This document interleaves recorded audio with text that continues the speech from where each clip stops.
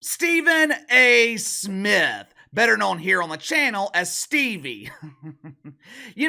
I think Stephen A. Smith is one of, if not the most fascinating person in the mainstream media. Anyone can buy a camera and a microphone and start their own platform. Any doofus can do that. Hell, I did it and I'm Captain Doofus. But there are very few, very few who can do something like this by themselves with no one else on the platform and hold people's attention. Skip Bayless has tried it. He launched his own show here on YouTube. It's a huge embarrassing failure. Doug Gottlieb does a solo radio show on Fox Sports Radio. Segments are uploaded here to YouTube. In terms of viewership, it's a huge embarrassing failure. The show was a disaster. I have nothing against Doug Gottlieb. I'm sure he's a nice dude, but Doug Gottlieb just ain't that interesting.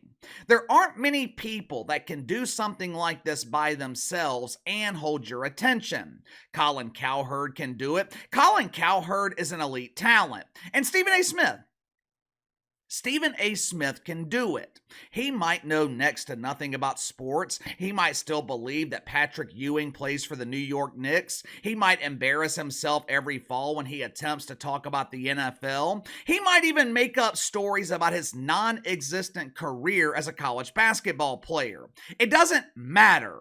Whether you love him or hate him, one thing you can never take away from Stephen A. Smith, he's interesting, he's entertaining.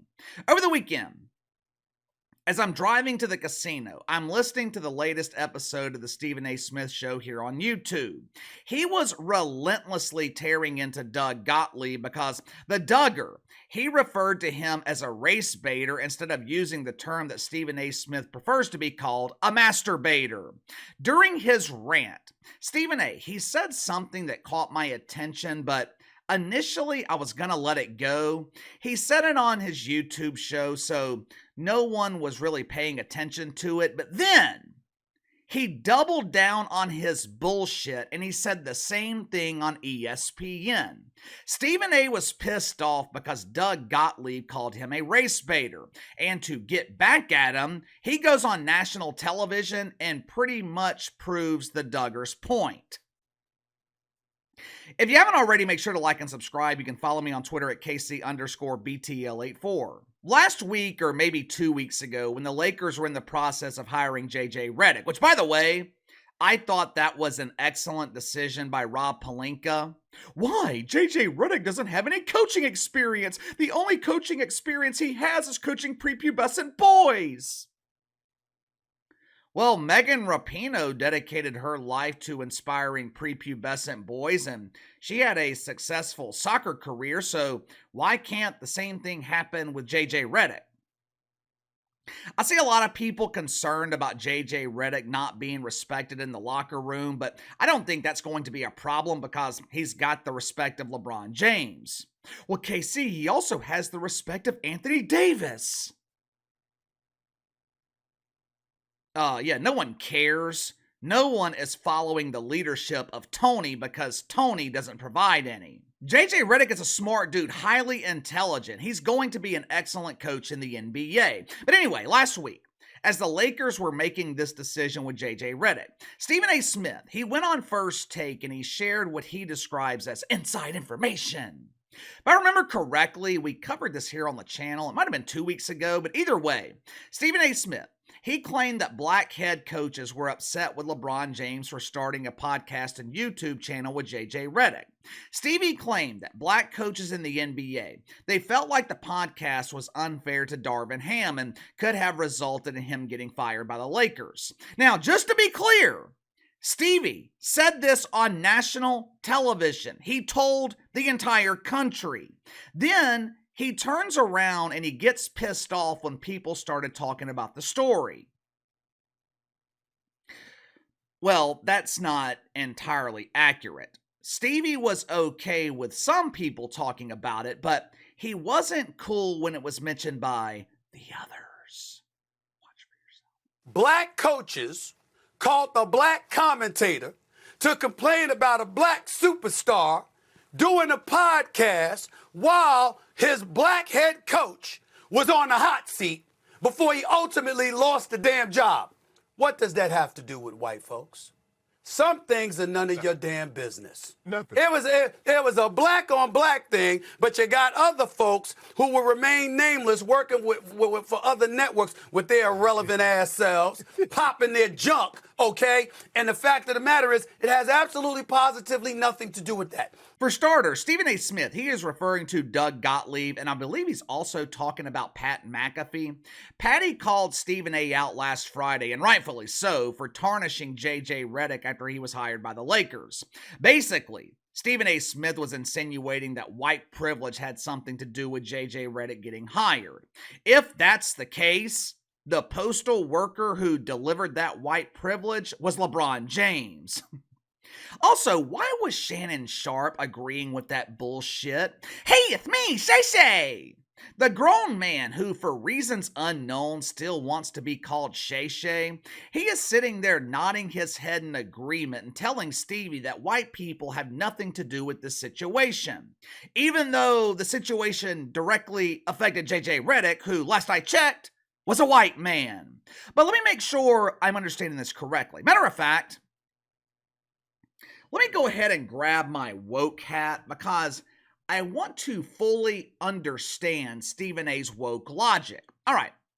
According to Stephen A. Smith, I should not be allowed to discuss his report, which he mentioned on national television, because I am a melanin lacker, and the report involved LeBron James, black head coaches in the NBA, Darvin Ham, and the report was given to Stephen A. Smith.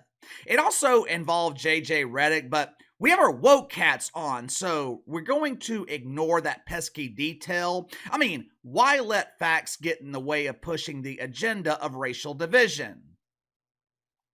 All right, let's go ahead and continue with Stevie's logic. If white people can't comment on black people's stories or stories involving black athletes and coaches, I guess Stephen A. should not be allowed to make fun of the Dallas Cowboys, right? Aren't the Dallas Cowboys owned by Jerry Jones? Aren't the Dallas Cowboys coached by Mike McCarthy? With my woke hat on, it sounds like white business to me.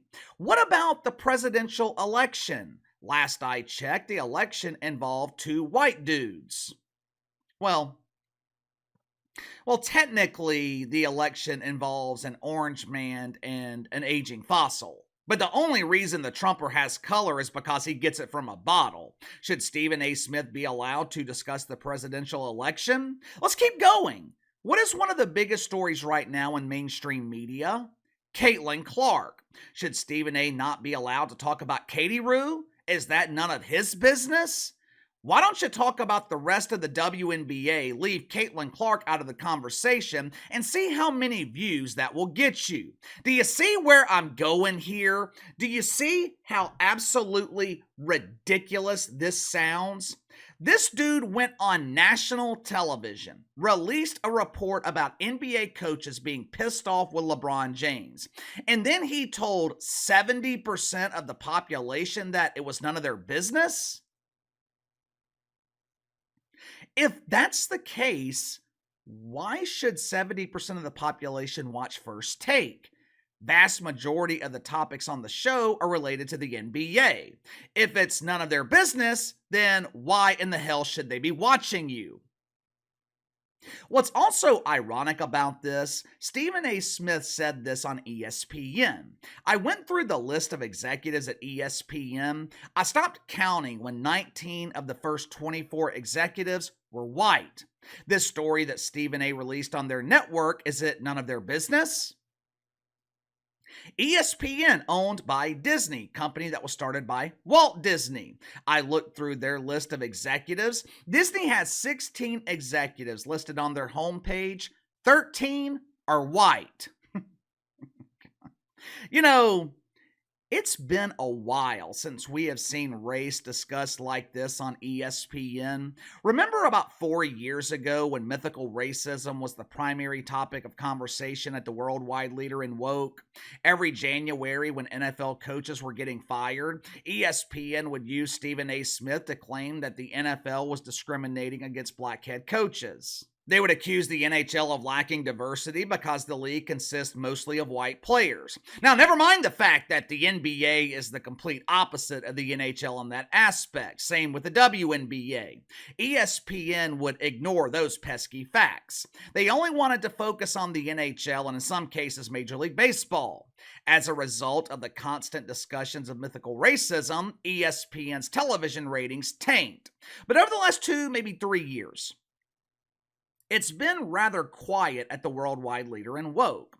Analysts like Ryan Clark, they are talking about football. He is no longer crying on national television about something that happened 6,000 years ago. Mina Kimes is no longer sharing DMs that she gets on Twitter trying to garner sympathy while playing the role of the ultimate victim. Mina Kimes is just talking about the NFL now. For the most part, ESPN has returned to being a network that is dedicated to covering sports. Now, it's bad coverage of sports. ESPN absolutely sucks when it comes to covering the NFL, the NBA, but they have kept things sports related over the last couple of years. Suddenly, in the past 2 weeks, Stephen A. Smith has been increasing the racial narratives. Why? I can only speculate, but maybe, just maybe, he's using it for leverage in his negotiations for a new contract. Who is the highest paid talent at ESPN? Pat McAfee. If ESPN refuses to pay Stephen A. the $25 million that he's demanding, or even worse, if ESPN tries to lowball him and comes back with an offer that's equivalent or lower to Pat McAfee, maybe he can use mythical racism as leverage to his advantage. They're paying the white man, but they won't pay me because I'm not afraid to highlight racism. The thing is, Stephen A. doesn't need to do that, and he probably won't because he's got all the leverage he needs when comparing himself to Pat McAfee.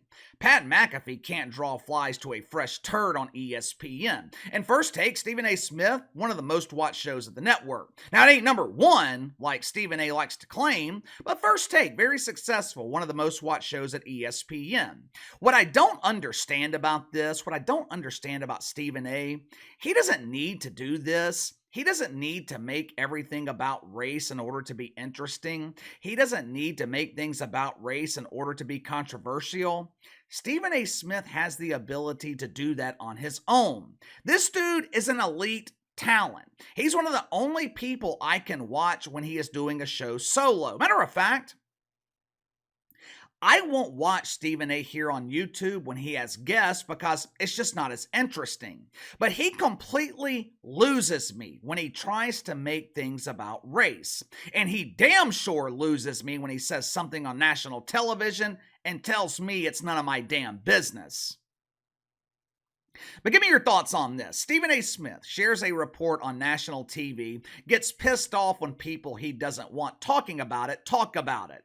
Someone please make it make sense. I'm not following the logic here. Sound off in the comments below. Like, subscribe, share the video. Appreciate your support. Best way to contact me is by email at btlkc84@gmail.com, and I'll see you guys tomorrow.